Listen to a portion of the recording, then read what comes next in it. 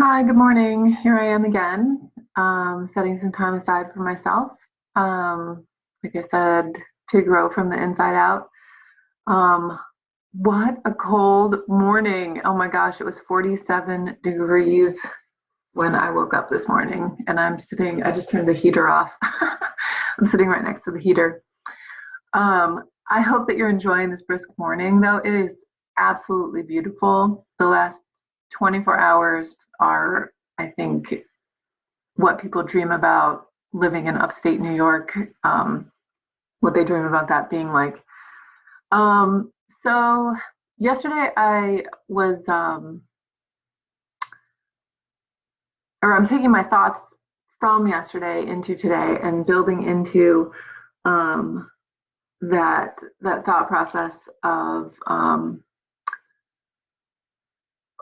how much of the issue I can own, how much of the changing the issue that I can own, and how participating in the outcome um, exponentially improves the quality of healing that's happening, as well as um, makes the process happen faster, and sometimes makes it happen at all. So, in asking for guidance, when I was done with the video, I can't remember, I might have even done it as part of the video. Um, I was brought to the concept of, so a couple things. So, how I sometimes am committed to not having help versus other times where I'm like totally surrendered and like, I'll just go for more and more acupuncture and just like wait for my hip to just get better. And that's such a contrast. And so then I kept sitting with that and thinking about that and asking for guidance and information to keep rolling out of that. And those thoughts led me to the concepts between the energy that I put into excuses, and then sometimes I like put a costume on it and I call it troubleshooting, which I think it's just a focus on troubleshooting is a focus on what's not going to work, um, which is potentially a helpful process, but as long as it doesn't stay in that process, as long as it moves into, well, these are the things that didn't work last time.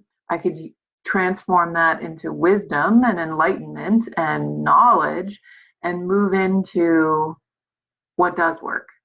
And instead of just staying in that cycle, which I can spend a lot of energy doing. And like I said, I just give it another name, like troubleshooting or the perfectionism thing, focusing on what is not perfect.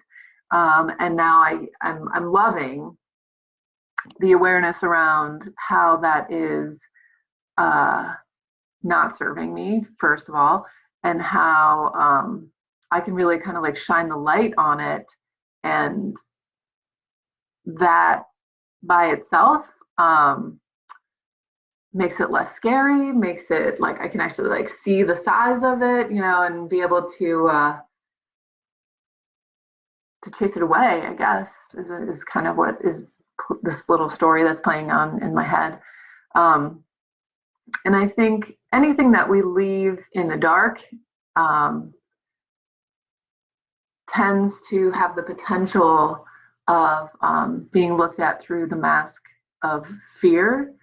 A lot of times, like the noise in the dark or like that weird shape in the shadows and whatever, we're looking through the filter of fear. And so those things can look scary. They can be the unknown.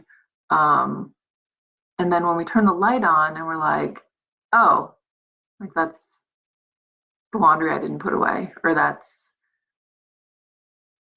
the tree branch outside, or that scratching sound is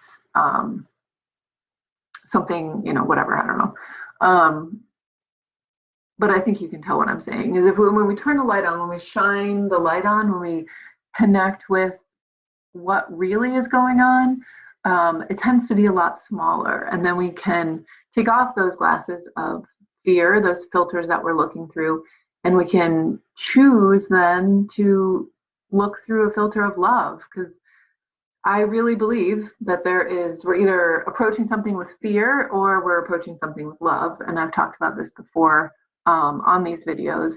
And I use the example of exercising, I think, exercising with the fear. We're exercising because we have a fear of getting fat. We have a fear of the pants not fitting. We have a fear of being a size 10, I don't know, whatever.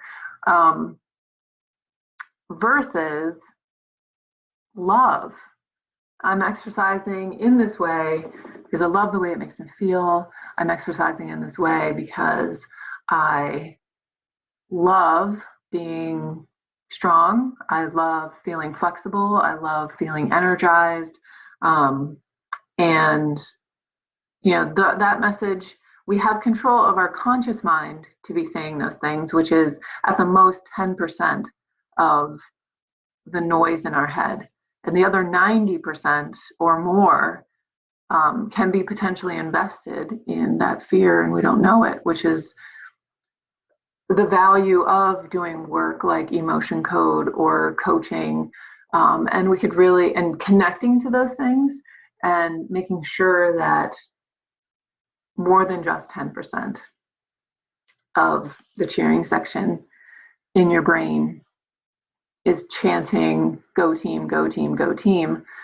And the more we have on board, the more focused and the more clarity we have in those voices, that the universe can hear those voices.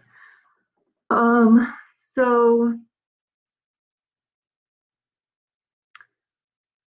I also want to talk about this very funny.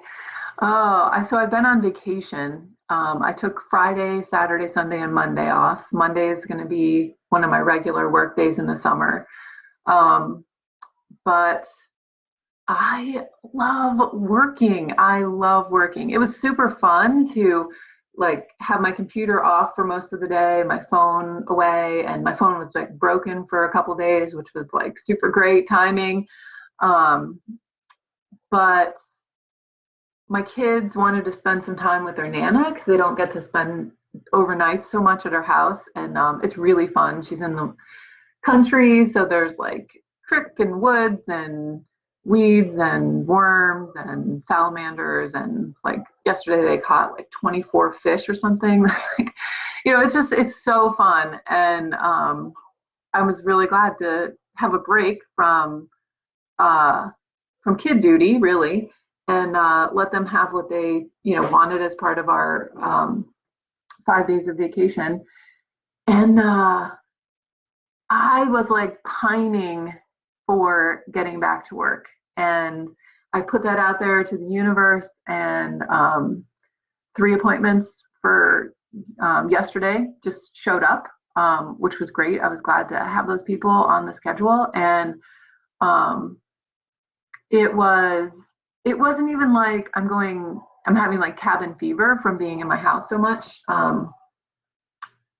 It was just more about this appreciation for connecting to my clients. And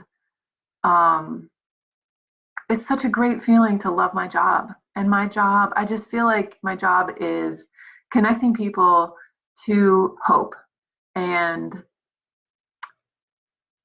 reminding them that they have so much power over their struggles, and showing them, turning on the lights and showing them what needs to happen potentially to change those things. And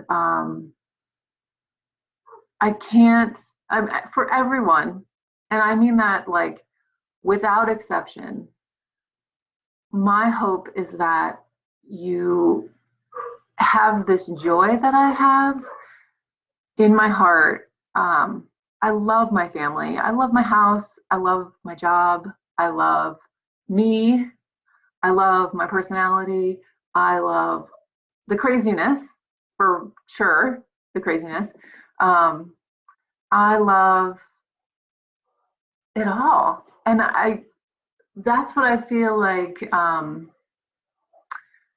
where I feel so successful, because I am the change that I want to see in the world. And that is focusing on, I want to see happiness and peace and love and growth and acknowledgement and empowerment and shedding the baggage and moving forward and using all of those experiences, whether they're traumatic or not, and moving them into what is potentially enlightenment. And we can't do that when those feelings, those traumas, those what we're surrounded by are charged emotions.